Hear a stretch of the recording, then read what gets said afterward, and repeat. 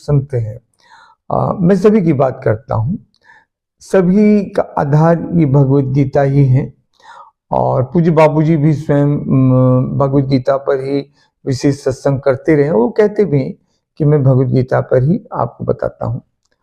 तो अब पूज्य बाबूजी कहते हैं गीता की आवश्यकता व महत्ता के बारे में उनके सत्संग में आता है, हमें सभी धर्म ग्रंथों के प्रति सद्भाव तो है, लेकिन भगवत गीता ने तो मानव जाति की अद्भुत शक्तियों का थोड़े से ही वचनों में बस वह वाणी चुप हो जाती है।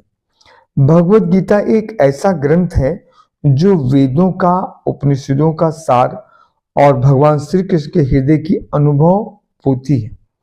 भगवान बोलते हैं गीता में हृदय पार्थ है, गीता में हृदय पार्थ है।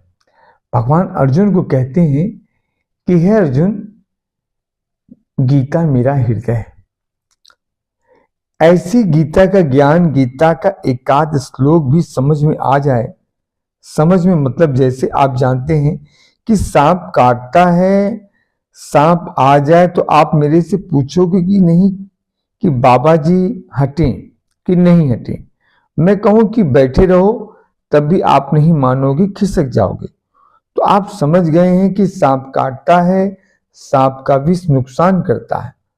तो इस प्रकार गीता का उपदेश, उसका एक श्लोक भी अगर ठीक से समझ में आ जाए तो आप दुखी होना चाहो तो भी नहीं हो सकते, सुख को भगाना चाहो तो नहीं भगा सकते। ऐसा गीता का ज्ञान है।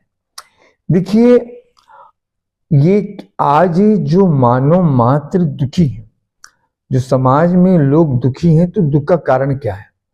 दुख का कारण ये है क्योंकि उनके जीवन में ज्ञान नहीं। और ज्ञान कहाँ से मिलेगा? ज्ञान आपको सत्संग से मिलेगा। सत्संग से मिलेगा अगर आप भगवत गीता का पाठ करते हैं, रामायण का पाठ करते हैं, और भी जो भी शास्त्र हैं पढ़ते हैं, तो आप दुखी नहीं हो सकते, क्योंकि इन वेदों में, इन शास्त्रों में ज्ञान भरा हुआ है।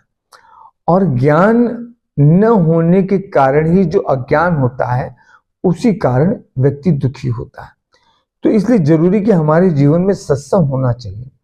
अब लोग सत्संग के कई भाव निकालते हैं, कई विचार उसे निकालते हैं, सोचते हैं कि सत्संग जो अगर हम संतों के उसमें जाते हैं, सत्संग में जाते हैं या सत्संग सुनते हैं। अरे भैया, आप रोज कम से कम अगर 10 मिनट भी भगवत गीता पढ़ते हो ना, तो आप जीवन में दुखी नहीं होगे।